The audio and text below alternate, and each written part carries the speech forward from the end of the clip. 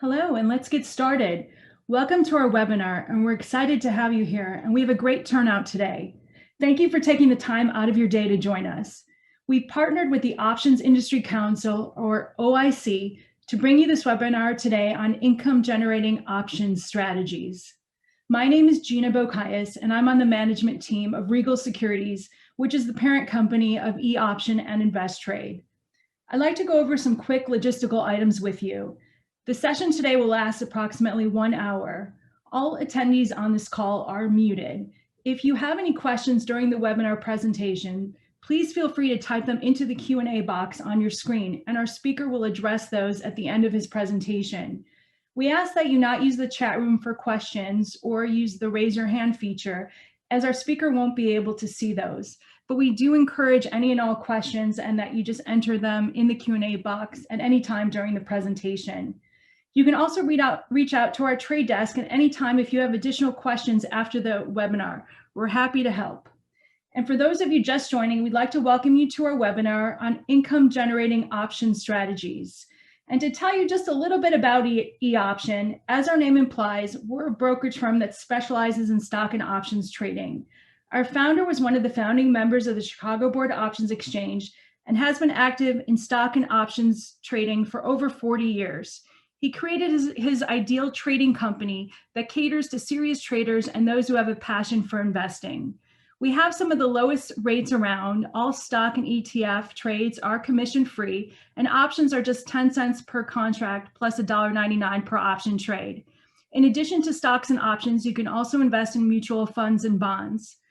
We also have a few new offerings we recently launched. Last week, we launched a powerful new stock screener where you can search from over 60 different criteria to select stocks that fit your strategy. And we also recently started offering unlimited Zacks free research reports this year, so you can research all your favorite stocks. We also have some tools you may be interested in. We do have our Options Play tool, which is a free online tool that highlights option trade opportunities for you.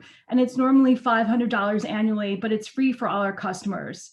And we also offer auto trading, where you can have your favorite investment newsletters alerts automatically traded for you at some of the lowest commission rates in the country. And because we support trading education, we recently revamped eOption's YouTube channel, where you can see many videos on option trading, no matter what level of trading you're at. We hope you'll subscribe and check it out.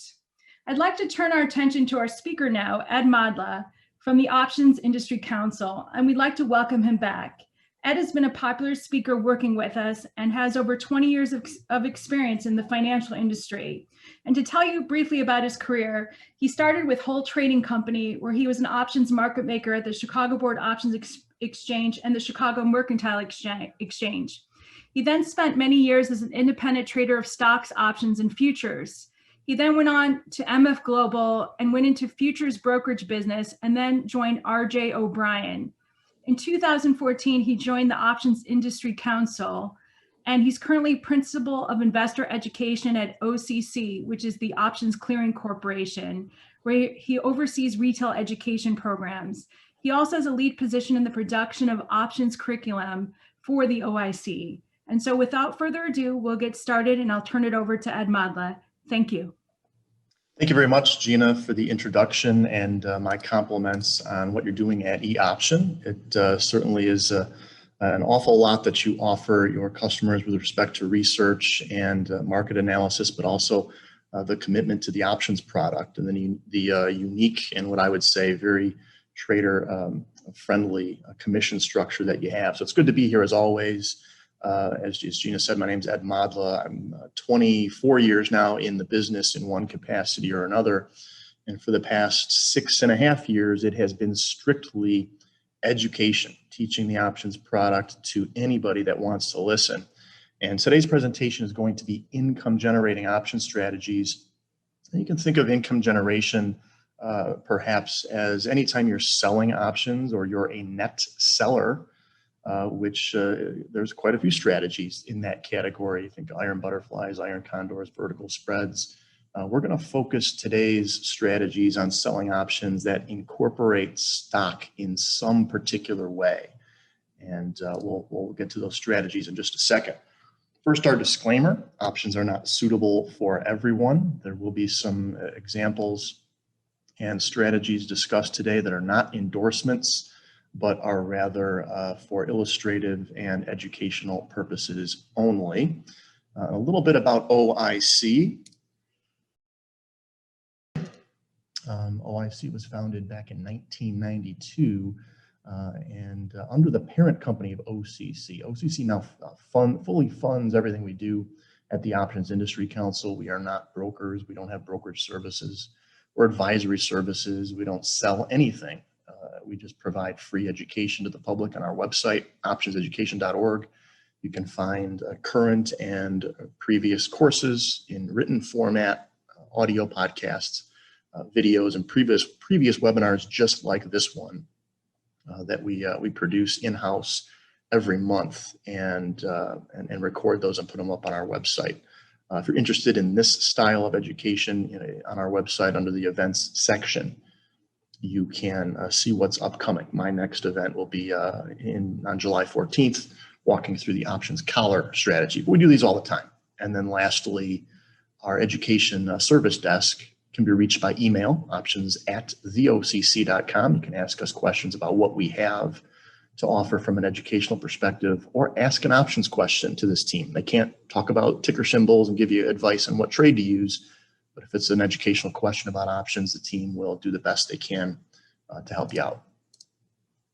The three strategies that I have today, covered calls and cash secured puts, I would venture to say that all of you are familiar with those strategies and may use them frequently. I will talk those through and at least define those for those who might be new, but offer a lot of insight and commentary about those strategies while I talk through them, and then get to the covered combination, sometimes called the covered strangle.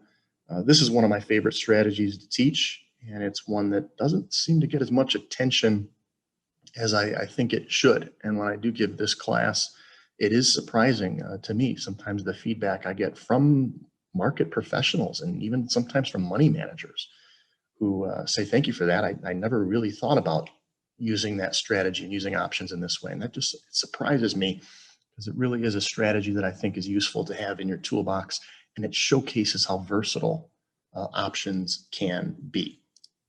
Let's go with our first strategy here, covered calls.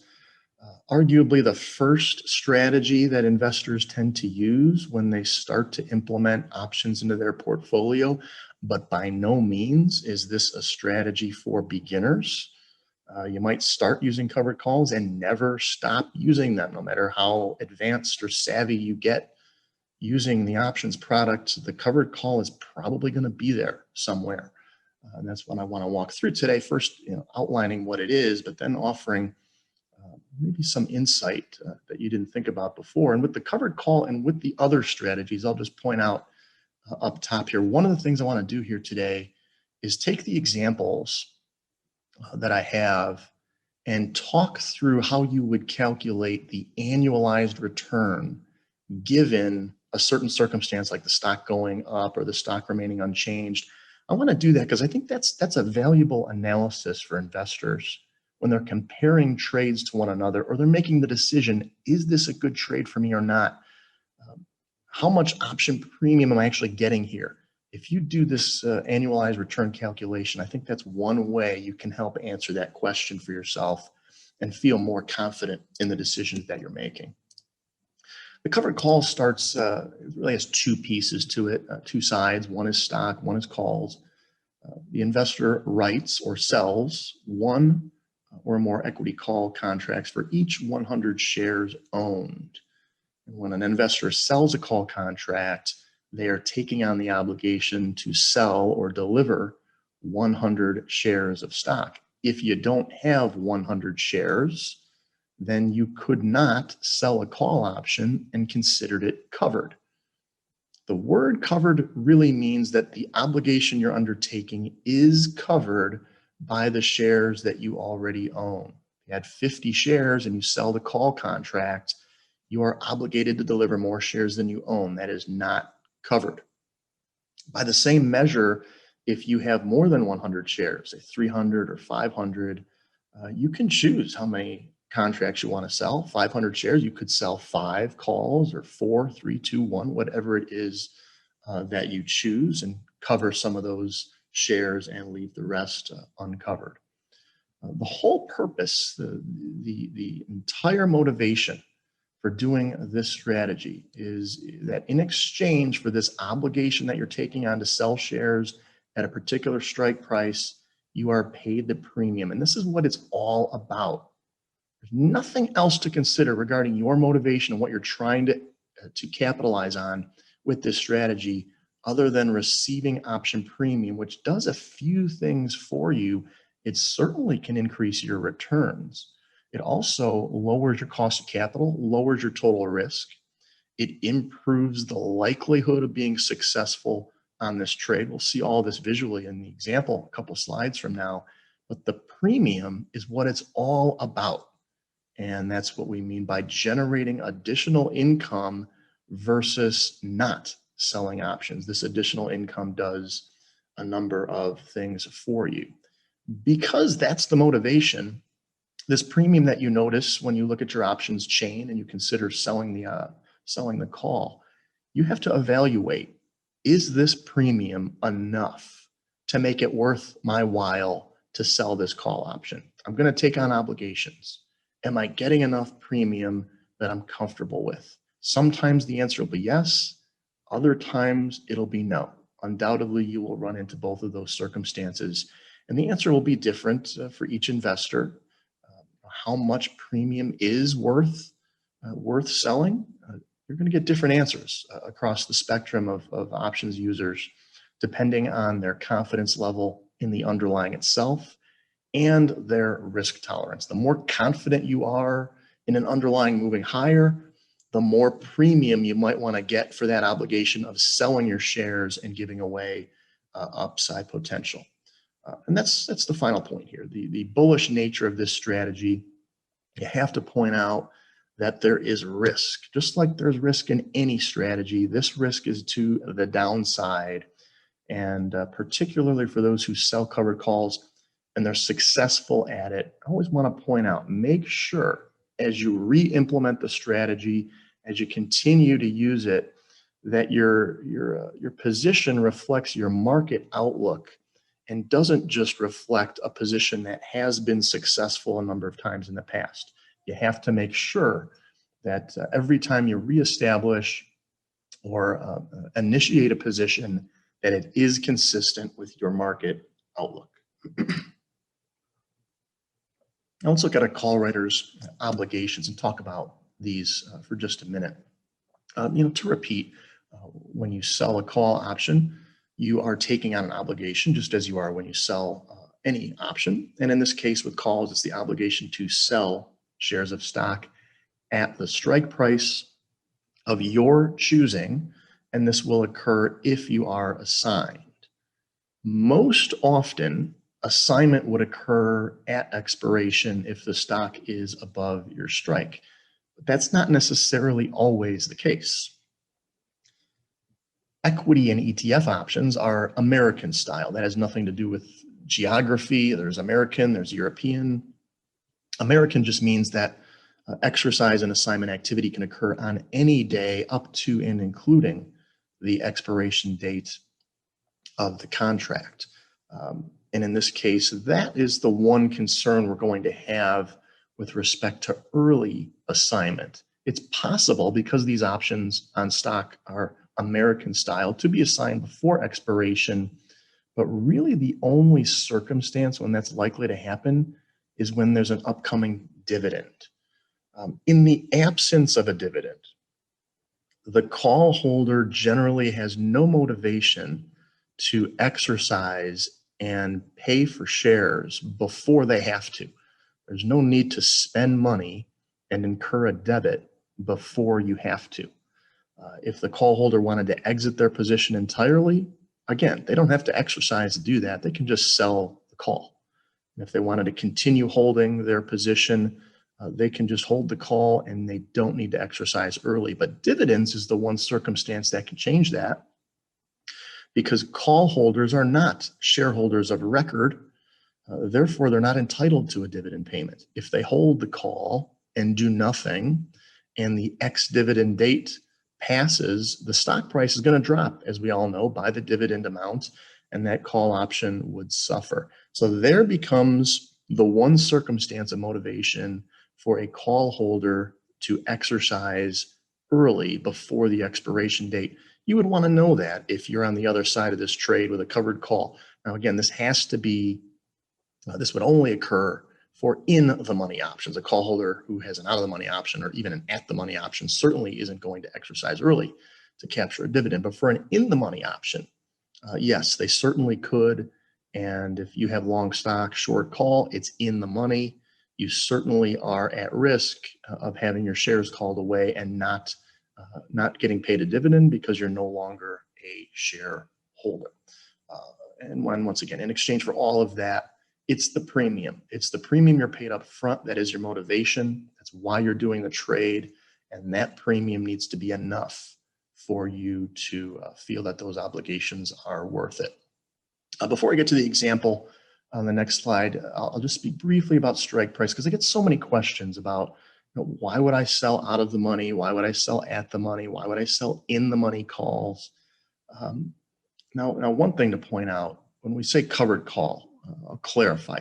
The traditional covered call is shares are already owned. Maybe you own them at a much lower level. You're profitable now. You're in a good position, and you would like to overlay a call option. And that's the circumstance I'm gonna take here. Rather than buying shares, selling call at the same time, you're overlaying on an already existing stock position.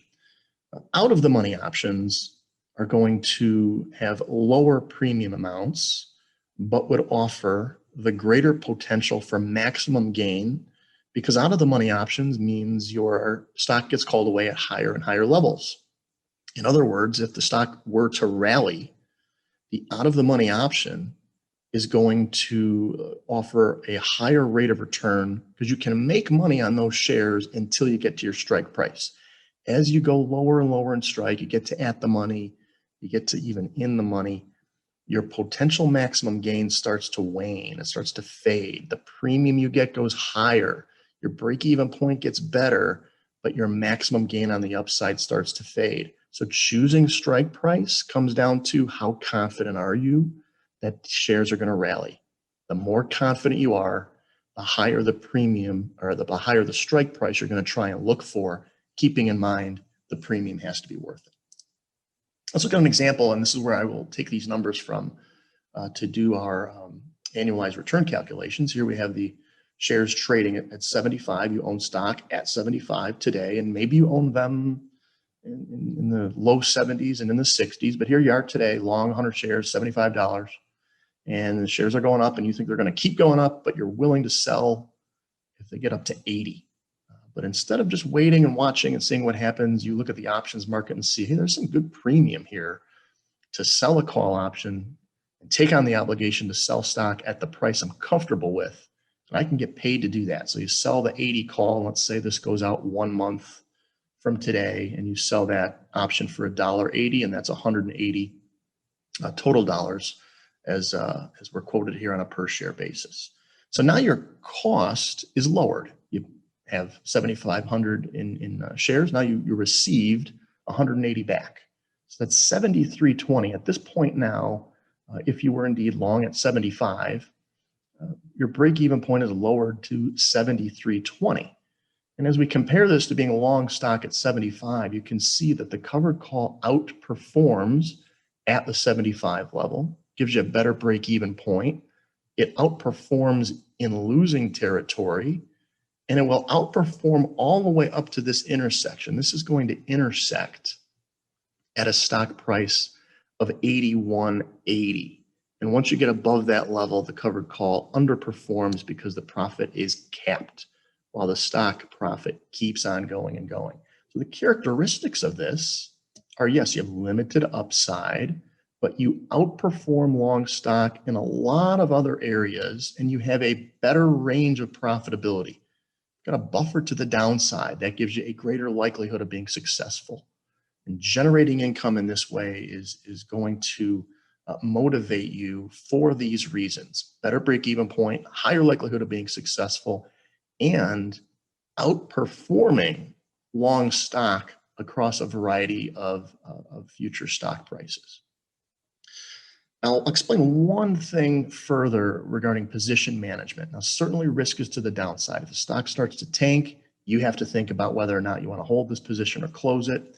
If the stock remains unchanged, it consolidates, you decide. Are you comfortable? Do you want to move on? All the while, if you keep a position, you got to still be true to yourself in that you're bullish on the underlying itself.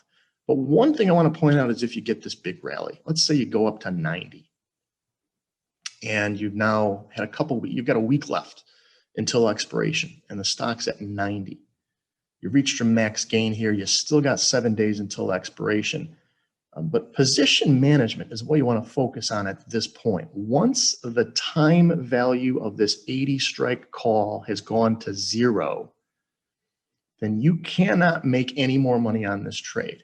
If there is time value, then there's a little more for further gains due to that decay. But once the 80 call loses all of its time value, then you have nothing further you can gain. If the stock's at 90 and the 80 call is, let's say, 990 bid offered at 1010, so it's centered right around its intrinsic value of $10.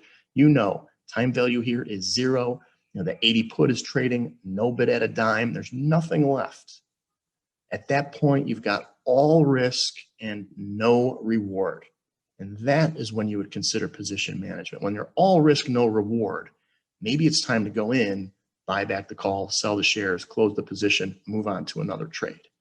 But again, just to restate that, it's when the call option loses all of its time value. And you can track that. Stock could be at 85, it could be at 90, it could be at 92. Take a look and calculate what is the option premium, what's the intrinsic value. If there's no time value left, that is when you've reached a point of all risk and no more reward. I want to get to this annualized calculation. I'm going to do that now. And again, I think this description here for me and in my experience in the markets, calculating annualized return before I make the decision to enter a trade is helpful for me to compare one trade to the next. Maybe there's 3 or 4 different trades I'm looking at, and I only have enough money to do one. And I need to pick one of these. How do I compare? Annualized returns is one way you can do that. And what I will do is I will first assume that the stock remains unchanged. And that's the way I look at this. The stock does not move. It stays at 75. If that happens, what's my annualized return? Stock's at 75. We make or lose nothing here on the shares. The call option premium is ours to keep. That's $180. So we would have actually profited $180. To divide that profit by your cost of capital, which is our net debit. Share price minus premium, 73.20. If you do that math, $180 profit divided by the cost of capital of this trade, $7,320, then you'll see that the profit on that trade is about 2.5%. I assumed earlier that this was a 1-month trade, so annualizing that takes on the assumption that you could do this trade over and over again over the course of the entire year. So if it's 1 month and we earned 2.5%, you take 2.5, multiply it by 12, and you've annualized your return, which is going to come out to be 29.5% annualized return. Now that's unrealistic. We know that we will not be able to execute this trade 12 times in a row, back to back to back to back, and get the same result every time. That's not what we're trying to do here, is calculate an expectation. We're trying to calculate a number that lets us evaluate the trade presented to us in the moment. Another trade that we might be considering, we can do the same calculation and compare the two. What's the annualized return of this other possibility? Is it higher? Is it lower? Is there a reason why? Now, the two key details there to make sure you're comparing apples to apples is that other trade you're looking at, you would want to make sure it's the same duration till expiration, so 1 month out, and it has a similar relationship between current stock level and strike price. So this is about what, 6%? 6% out of the money. If you're going to compare directly, you would have a 6% out of the money call expiring in a month.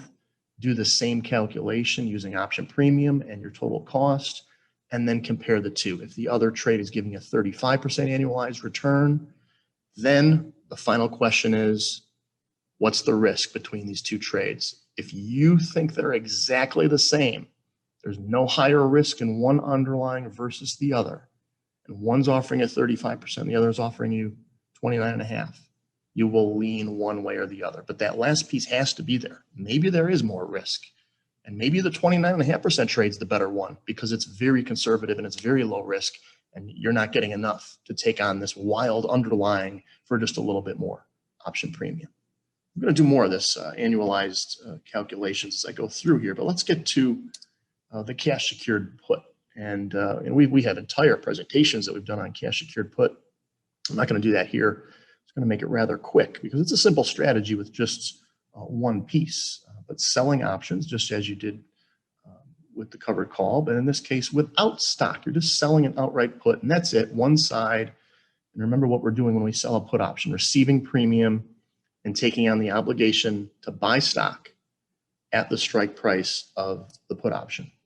Normally, or most often, investors are choosing to sell at the money or out of the money options. Now, when it comes to selecting strike, as a comment across the spectrum of options strategies, there's nothing wrong with having a rigid approach, a rigid strategy that is predetermined. And some investors will tell me they always sell put options that are 3% out of the money, 2 weeks to go, or whatever their criteria is. Or some investors use delta. Right? They always sell 30 delta puts, 1 month to go. If you have that kind of structure and you're comfortable with it and it's working and you like it, there's nothing wrong with that.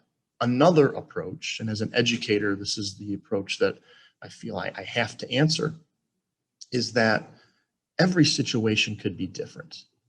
And when I get posed this question about what strike is the best and what strategy is the best, and I'm always deflecting that question because the way I have always approached the markets is I don't know what's the best strike. How confident am I in this underlying? How volatile has it been? How badly do I potentially want to be assigned? I have to think about all of these things. What is the option premium that I can get for various strike prices? If the premiums are higher than I expected, I might feel a little more cautious. What's going on? Their premiums are higher. Does the market expect a bigger move than I did? Maybe I'll go down to a lower strike and get a good amount of premium and take on a little more conservative approach.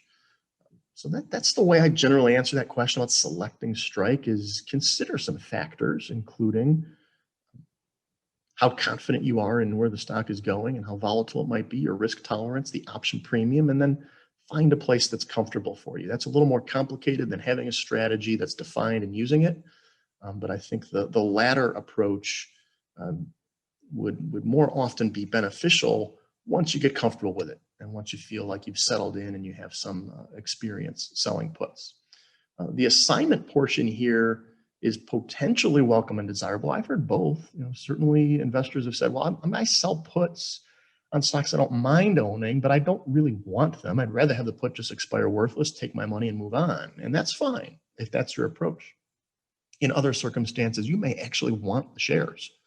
You want assignment, and the shares are trading higher than you would like for them, at a higher level than you want to pay right now.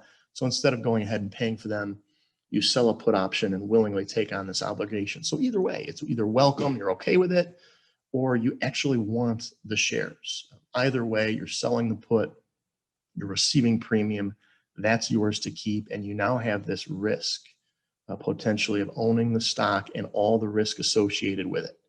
And that's what we'll look at when we get to our example here. Stock's at 146, and for this example, I gave a little further clarity on the numbers I used in the options calculator that we have on our website to calculate the option premium. 30 days till expiration, 25% expected implied volatility at the 140 strike, and you get a $2 option premium. And this might be, say, a stock that's been selling off, or maybe it's consolidating, or maybe there's a support level down at 140, 138. You think it's going to hit that level and test it. So you want to buy shares, but 146 is just too much. Now, one thing you can do is use a limit order and just say, well, I'm going to put in a limit order to buy shares at 140. There's advantages to doing that. The biggest advantage is once the stock gets to 140, you're filled. You're going to get your shares and you're going to be long stock. If you sell a put instead, in one way you can think of it as though you're selling a put, taking on the obligation and getting paid to work a limit order at 140. That's not totally inaccurate. The one word of caution I would say to that is if the stock does make a quick move down under 140 and then rallies back above and keeps going, where the limit order would have been filled and you'd capitalize on the move higher, the put option is probably not going to be assigned to you unless the stock is under 140 at expiration. And so you could miss a move. If the stock were to retrace and then rally back up above the strike, you might never get the shares, and all you're left with is this smaller consolation prize of the option premium. So that's a bit of a comparison between using a limit order to get into shares and using a cash secured put. A big advantage, of course, with the put is you're getting paid. You're getting paid to wait. If the stock consolidates, if it rallies from here, you made a little bit of money. And you also have, if you do get the shares, you have a better break-even point versus having a limit order at 140, getting filled, having your stock there. If you got filled at your strike price of 140, you were actually paid for that. So now you have a buffer at 138. Ideally, in a perfect world, the stock is actually just under 140. And it says 139 and you get assigned. Now you've got stock, your break-even point is 138 and the stock never even got that low. You can go ahead and use a stop order to get out at your break-even point.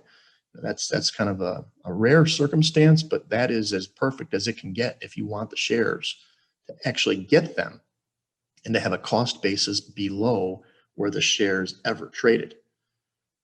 Annualized return here is similar to what we just walked through. You're going to look at, well, we'll just say the stock stays above 140. It doesn't really matter where it goes. It's unchanged or it consolidates, but it stays above 140, which means our put expired worthless. In that case, our profit is going to be this $200 profit. That's our gain on the trade. And then what is our cost of capital? What did we need to have, or how much capital was tied up for this trade? And that's going to be your strike price, 140. Remember, you're obligated to buy 100 shares there, but you were paid $2. So 138 times 100, that's $13,800. And that's a comparison there. $200 divided by your cost of capital, $13,800. That is about 1.5% return if you never got the shares. This was a 30-day option.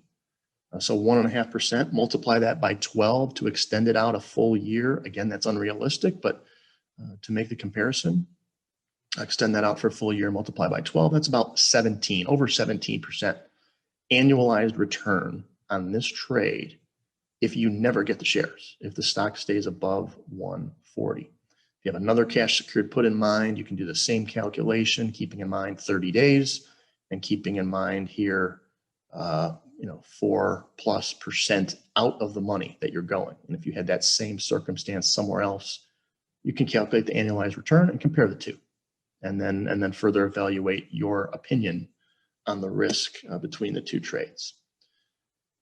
Now let's put these together into what's the culminating strategy here today that I wanted to talk about, and that's the covered combination, otherwise called the covered strangle.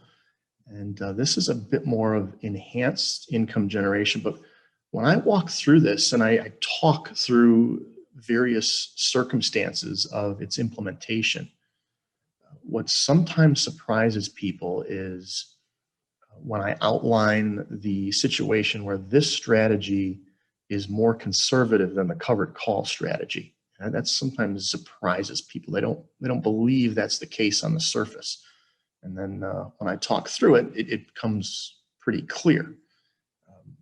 But yeah, given your circumstance and your portfolio, this strategy could be a more conservative approach than having that covered call or that buy right position that we talked about earlier.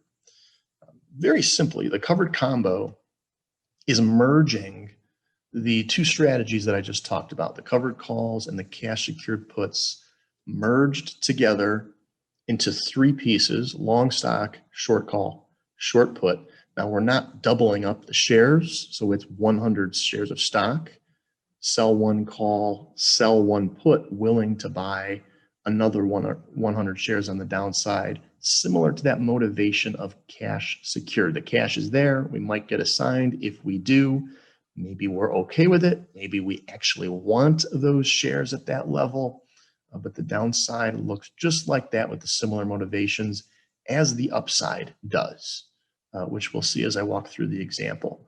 But assignment generally is favorable, particularly if you have a higher maybe account size and the volume you're trading is greater than this lowest denomination of 1. But either way, theta is certainly your friend. This is selling options on both sides of the market. You're selling a call, selling a put. So enhanced time decay, your risk is in the long stock position. More specifically, if the stock goes to 0, that's your total amount of risk, the shares you bought today and the shares you may potentially have to buy upon assignment of the put option. Let's put up an example, and I'm going to do one last annualized return calculation for you with this example, and then talk a whole heck of a lot about the covered combination on the following slides. Here's the example that we're gonna stick with for the next several slides. Stock's at $65 a share, 45 days or so till expiration. That's where these numbers come from. And we sell a 45-day 70 strike call for $1.50, and we sell a 60 strike put for $1.75, and we own 100 shares from 65. And again, this example is entering all these three together, executing them all at once. You could have 100 shares from earlier from a much lower price, and now they're sitting at 65, and then you overlay these options. It's certainly something you can do. But our example, it's all executed at once. And with strike prices, I want to point out, I went equidistant here from the stock. Certainly does not need to be the case. You can treat your strike selection as separate items. How do you select your strike when you do a covered call? Well, it's how far up do I think the shares might get? Talked about that earlier. How confident am I in a big move? Where do I think that resistance level might be? Once you've identified that, you look at the premium. You say, is it worth it or not? Maybe you have to move the strike down a little bit, maybe not. But you choose that call strike at your liking. Same thing with the put strike. If you were to buy more shares, you know you're under the obligation to maybe buy more shares. If that were the case, where might you want that to occur? And what is the option premium there? They can certainly be at unequal distances from where the stock is currently trading. Let's look at maximum gain. It's the best case scenario, the stock rallies. Remember, we're bullish here, we're long stock. It's going to be a bullish position. If you're neutral or bearish, this is not the strategy for you. But if you're bullish, maximum gain, shares get called away at 70. We paid 65 for the stock. And the premium is ours to keep. Premium from both sides, 325 is ours to keep. This $5 plus the 325 gives you 825 maximum gain. Now, sometimes I like to calculate maximum gain annualized percentages. What's the best potential, best case scenario for me here? And what does that look like in terms of return? It's a little more complicated with this strategy because the capital that's being tied up is a bit more complex than it was earlier. We start the same way, maximum potential gain here, 825. So that's the profit side, the numerator in our equation. But what's the denominator? How much capital are we required to put up to have this position on. So it's 825 divided by what? Well, we can start with these pieces. Let's take a look. We bought 100 shares at 65, $6,500 there. We might have to buy more shares at 60. That's another $6,000 there. That's $12,500. But we were paid $325 up front. So 6,500 plus more capital we have to keep in our account to potentially buy more shares, minus the option premium received. We'll see this number on the next slide, but it's 12,175. There's your calculation on profit. 825 divided by 12,175, just under 7% return on the trade.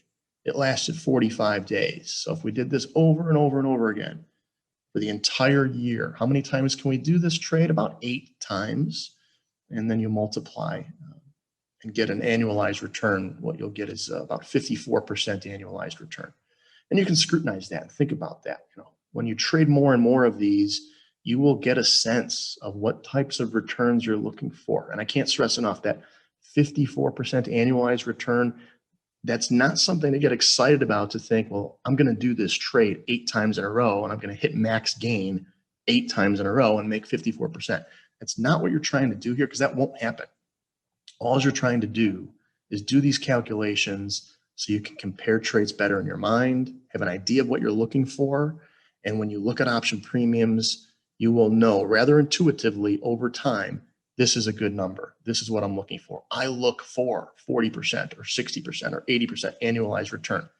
I know I'm not going to make that much, but that's what I look for when I do options. I'm not saying me personally, but I'm hypothesizing that that might be something that you determine for yourself that you're interested in looking for. Let's look at the downside of the covered combo example. We have the same trade here up top. The downside is pretty simple. We own stock at 65. We might have to buy more shares at 60, and we received option premium up front. So what's our total cost? Here's that 12,175 number, buying shares twice, and then taking off the premium, and there's your total risk if the shares went all the way to 0. On a P&L graph, it looks a little different, a bit more complex than the other strategies did. But if you isolate the upside from 65, it looks like the covered call. And when you go down here to 60, you'll notice you're long 100 shares, and now you're potentially long another 100. So you have this increased decrease or extensive losses on the downside. And this is what you got to be concerned about. And this is why people, I guess, tend to have a natural tendency to think of this as a more a higher risk strategy than just doing a covered call.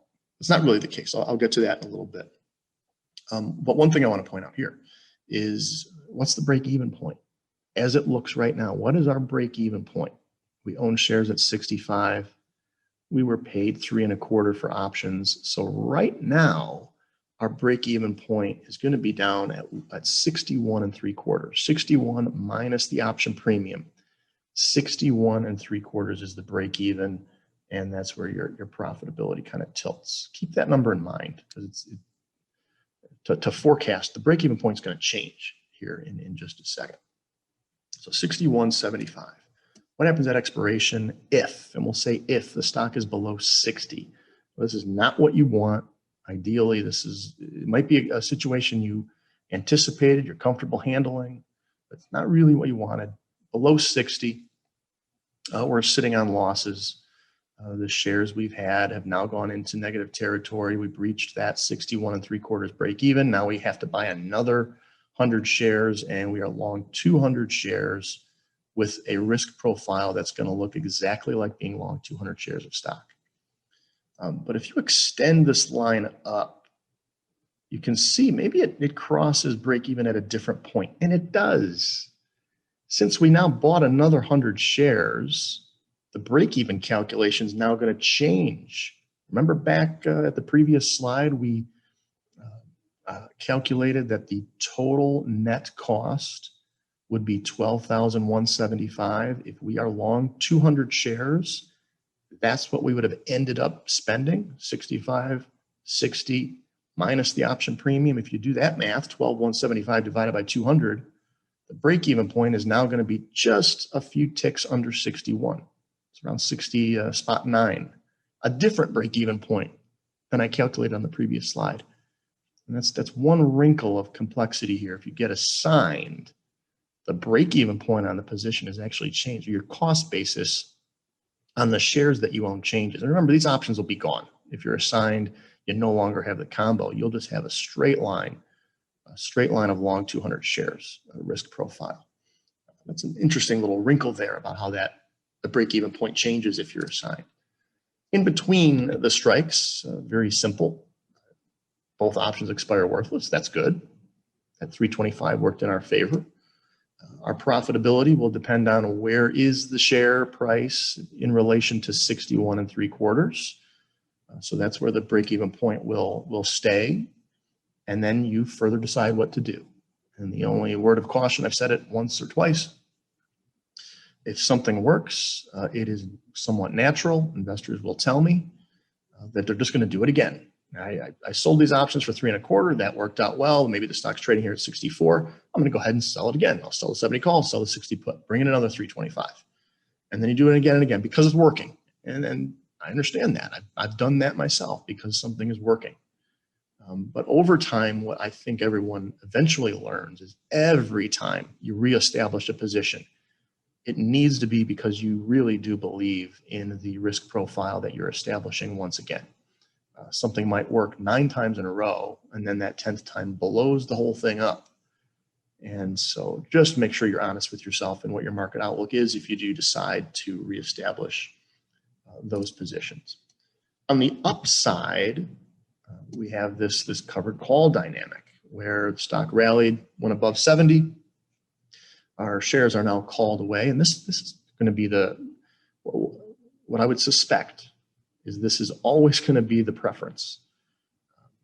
Whereas with that cash secured put outright trades, sometimes you might actually want the stock to dip to get shares. In this case, based on my experience in trading this strategy, the return you're going to get off the share price plus the options is going to be very attractive. And you're going to want this to happen. Take my shares away. Go ahead. I made money on the stock. I made money in the options. That return is going to be very good. And if this keeps happening to you over and over again, you're going to have some really good returns in your portfolio. Of course, you don't want the stock to go all the way up to 78 or 80 or 82 because you could have done some things that would have worked out better. But assignment, yeah, that's usually going to be a good thing. A couple of questions that that always come up when I do this strategy that I want to just briefly touch on when investors look at this is they say, well, I don't like this risk down here. Couldn't I buy a put or buy 2 puts down here to cover the risk? And it's a common question when I teach any strategy. An investor will say, well, couldn't I do this? Couldn't I do that? And the answer is always yes. Always yes. You could buy a put. You could buy 2 puts. You can do different things and tailor the strategy to your liking. Now, if you do that, it's not going to be the classic covered combination strategy. It's going to be something unique to you, but it's always something to keep in your mind. I'm going to use the covered combo, but I'm going to do something else a little bit different with it because I want to, because it fits my market outlook and my risk tolerance a little bit better. So yes, you can always do that. I said earlier, I teased earlier that this strategy here can be less risky than the covered call. And I'll keep it on this slide while I talk through that. In this example, we're at the lowest denomination of 100 shares, 1 call, 1 put. And if you compare this to buying 100 shares and selling a call option, then yes, there's certainly more risk here. You need more capital. You might get assigned. You might double your position and have greater losses to the downside. But often investors are dealing with more than 100 shares. Let's say it's 1,000. And let's go back to the covered call, which I'm really defining here as what's known as the buy right, buy shares and sell call at the same time. Buying 1,000 shares and selling 10 calls would be that classic buy right position. With the covered combination, you can do all sorts of things. And I'm going to maybe extend the meaning of the word combination here and say you can combine these pieces in any quantity you want that could ultimately yield your full size position of 1,000 shares. So for clarity, the buy right, buy 1,000 shares, sell 10 calls. What I am not suggesting is that you buy 1,000 shares, sell 10 calls, and sell 10 puts. Obviously, there's a heck of a lot more risk there. I'm suggesting go in the other direction and scale down. This opens up so many possibilities. You can buy 500 shares, sell 5 calls, and sell 5 puts. So you've got your shares covered, and now you've sold 5 puts. If you're assigned, you are now going to be at your full size position of 1,000. Let's think of how many different ways you can combine these things. You can buy 800 shares, sell 8 calls, sell 2 puts. Buy 200 shares, sell 2 calls, sell 8 puts. You can sell different strikes on the downside. You can buy 200 shares, sell 2 calls, and then choose, I'm going to sell 3 of these puts and 3 of those puts and 2 of those puts. You can do all sorts of different things that would ultimately yield, if assigned on everything, the full size position. And if you're doing that with those larger quantities and you're scaling down your shares that you purchased at today's stock price level, then you now would have a position that has lower risk than the covered call would by just buying those, say, 1,000 shares outright. And this really becomes the beauty of this trade, is your ability to do that. Now, you might not want to. When I say lower risk, that also means lower reward. If the stock were to take off and rally higher, you're going to wish you bought 1,000 shares. But if the stock consolidates, the stock moves lower, you've now got a more conservative position because you didn't buy 1,000, you bought 300. And now, based on your put option strikes, you're going to pick up another couple hundred here, another couple hundred there. And eventually you'll get to 1,000 shares. And the break-even point or cost basis, if that were to happen, would be considerably lower than your break-even point or cost basis if you did the buy right. And that's how this strategy can be implemented in a way that scales down your risk and becomes more conservative than the covered call position. The last thing I'm going to say about this is for those of you who pay attention to or look at volatility skews, it's worth mentioning that we are now selling call and put. So across the volatility skew, and I will attempt to draw something here. For those of you familiar with volatility skews, you likely already know that if you were to plot implied volatility, say we have implied volatility over here, and then you've got your strike prices. Down here is going to be strike price. You have this skew where volatility for puts is higher than it is for calls. And I'm going somewhere with this, so bear with me. At each strike price, remember this is now strike price here on this axis, there's a different implied volatility level. And most often, most of the time, not always by any means, but most often puts have higher levels of implied volatility. If you were to do, say, buy 1,000 shares and sell 10 calls, you buy 1,000 shares at 65, you sell 10 calls at 70, you're selling your 10 calls here at this vol level. If you bought 500 shares at 65 and you sold 5 of these calls and you sold 5 of these calls, you're likely going to get more premium for those same 10 options. You're selling 10 options either way. But if you're now including puts on the other side, you sell fewer calls and some of these become puts. And again, you can stagger your puts, sell a few here, a few here, a few here. You will likely be getting more premium for the 10 options that you are selling than if you did the buy right. And that's worth mentioning and keeping in mind for those of you who are looking at volatility. And I should also say, every example I just walked through there involves selling 10 options. You don't have to do that either. You can buy 800 shares and you can sell 6 calls and sell 2 puts somewhere to go full size. But because you're getting a little more premium due to the skew, maybe you feel like, oh, I'm a little aggressive here. Maybe I want to leave 200 of these shares not called away. If the stock really pops, a couple hundred shares can run. And it's another element. We can go on and on and on about different ways, different things you can do. But now that we've got three pieces here together and they're all working in different ways, this really is when options trading gets fun, it gets exciting, and it works. It's beneficial to you and your portfolio.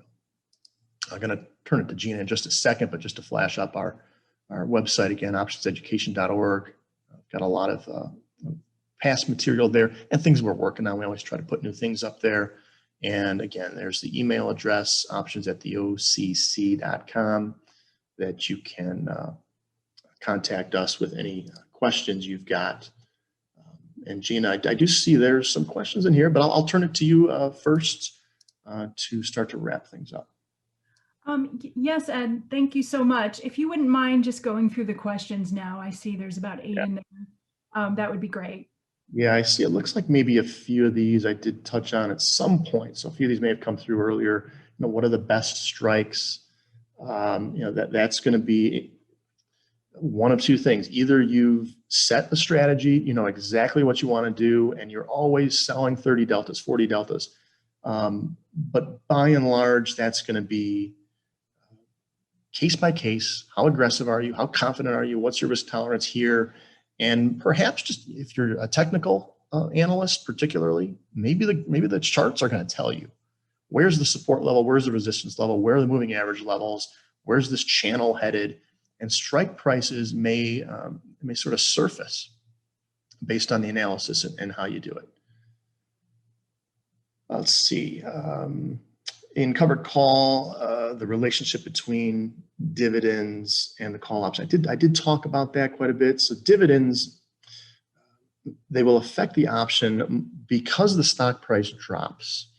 And I focused on in-the-money options. This is where all the action is when it comes to in-the-money, when it comes to dividends and stocks. An in-the-money option has intrinsic value. That intrinsic value is going to drop with the stock price drop after the dividend goes X or hits that X-div date. And because of that, a call holder who's got an in-the-money option is going to seriously consider exercising early because they want to capture the dividend. Now, sometimes you'll hear an instructor say, well, if the dividend amount is greater than the time value. I don't say it that way, because if there is any time value at all that the call holder can actually capture, it would be in their best interest to do that. Sell the option, get the time value, go into the stock market, buy the shares, and get the dividend that way. You don't have to give one up to get the other. But let's say you went to sleep, you couldn't watch the market all day. It's after the closing bell. You missed your opportunity to capture any time value, which there likely wouldn't be anyway. But the situation gets a little more clean when you just compare that dividend amount to where is your strike and where is it trading, and am I comfortable buying stock here, or am I concerned about that, and am I willing to give up intrinsic value and not capture this dividend? But you'll see it in the money options right before X-div, deep in the money options, talking 60, 70, or maybe say 70, 80 or more deltas, they're going to be exercised and assigned. Once you get 55 deltas, 60 deltas, then some will be assigned, some not. It's a different opinion from one investor to the next. What criteria do you use? What does it say? What criteria do you use when you consider rolling out the position versus closing it? The criteria I use is my market opinion. What do I believe is going to happen? So when you roll out a position, what you're doing is you're closing today's open position, maybe for a profit, maybe for break even, but usually when this question's asked, it's because the trade's gone wrong. So rolling out a trade that's gone wrong means you're closing out the existing position for a realized loss. You're booking the loss, and then you're reestablishing a new position in an effort to make back that loss. So what's the criteria? How confident am I in this new position that's going to result from the roll in its ability to recover the losses that I just occurred? That's the criteria. And somewhat of a misconception, I would say, that people tend to think that rolling out means they're delaying a loss. They're really not delaying a loss. What they're doing is closing out a loss and reestablishing something new to try and make it back. And that's really what they're doing. Yes, I talked about some of these things. Did you ever consider a credit spread on the downside in your covered combo? Yes, certainly you can consider that. It would no longer be called a covered combo, but yes, you can cover the downside some way. A couple of questions here. Reach out to eOption. Yeah, if you want some guidance on where to find some trade ideas on the eOption platform, the team at eOption can certainly help you out. Do you ever consider deltas when you determine strikes? Sure. Yeah, deltas can be a nice guide. If you do trades often enough, you may recognize, I'm always selling 30 deltas. I'm always selling 40 deltas. I'm going to kind of target there. Sure. The one thing I'd say about that is I always start with the market opinion. How confident am I? And where do I want the shares? And you have an idea, and then you think, okay, well that's probably going to be a 35 delta. So yes, in some extent, you can use deltas to help get you to a starting point. If you only have one contract in the combo, how can you sell call on put, which requires two contracts? Yes, you're exactly right. So this comment is the combo is actually a strategy that would require you to buy 200 shares. You've got to have the capital for that. If you didn't, then the point of this question is exactly right. You couldn't do the combo, buy 100 shares, sell a call, sell a put, because you need to be prepared to buy 100 more shares. So that is when it really has that added risk element to it, and why I tried to emphasize as much as I could that the real benefit to that strategy is when you are of an account balance and your risk tolerance is such that you're okay taking on 300, 500 or more shares. And you're just going to do it in a different way and buying all those shares and overlaying a call. You're just going to do it differently because you have a higher volume that you're dealing with. And then we have another question here about delta. Do you want it at a 30 to 40%? Do you want to put it 15 to 20%? I think this question is actually more telling me more about their opinion than it is an opinion that I would have. Maybe a 30 to 40 delta call is what you like to sell, and a 15 to 20 delta put is what you like to sell. Perfectly fine to have those kinds of rules in place and structure in place that you use to sell your options. But keep in mind, and maybe as you get more and more experience, you may start to realize, well, I don't have to have these rules because every trade feels different to me. And I want to sell 40 delta because I think the stock's going to hit a massive support level there. But on this other trade, I'm going to sell a 15 delta because this stock is wild and it's going all over the place. I'm going to be conservative. So keep all that in mind as well. So I think Gina, I hit them up pretty well here. I hope the audience enjoyed the presentation as much as I enjoyed giving it. And so I'll give it to you to wrap it up. Okay, great. Well, thank you so much, Ed. Ed always has a way of explaining concepts to simplify them and is a very popular speaker with us. So thank you so much, Ed. And thank you to all of you attending our webinar today. We know your day is busy and we appreciate you taking the time out to spend some time with us. I know there are a lot of questions that came in. If you do have additional questions, please feel free to send us an email at support@eoption.com and we'll be happy to answer any other questions that you have, or you can also give our trade desk a call. And every person attending this webinar will receive a recording of the webinar in the next few days, emailed to you directly. We also have a library of option trading videos on our website, and you'll also be able to see all of our past webinars there as well. And if you like the content that Ed presented today, if you go to eoption.com, we also have a full library of OIC strategy content there. So we have this great feature I encourage you to check out where it has clickable strategy links. So for example, some of the concepts today, like a cash secured put or a long strangle, you could just click on that those items and it'll go through a description, a summary, there'll be videos, motivation, risks, maximum profit and loss. So I encourage you to go and check it out. Again, if you go to our website at eoption.com and go under resources and then education, and it's the very first tab there, option strategy, and you'll be able to check over 100 different strategies there. And as I mentioned in the beginning, we also recently revamped our YouTube channel this year, and there's a lot of new great educational content. So we hope you'll subscribe as well, and you'll be able to learn about specific strategies, spreads, and we also have a walkthrough of our trading platforms. You can learn more about that as well. And if you don't already have an account with us, we hope you'll take a closer look at us. We do offer excellent commission rates. It's zero commission for stocks and ETFs, and some of the lowest commissions around for options, just 10 cents per contract. And someone asked about trading ideas, and we do offer some great tools as well. As I mentioned in the beginning, we offer Options Play, which is a web-based tool that scans thousands of stocks each day to highlight potential option trades for you that meet your specific strategy. And we also launched last week a new stock screener that you can search by over 60 different criteria for stocks that may be of interest to you: dividends, profitability, PE ratio. So there's a lot on there. And also, one of the things we're most proud about, which I didn't discuss, is we have a live expert support team. And what makes eOption different, in addition to what I just mentioned, is that you're not just limited to an app.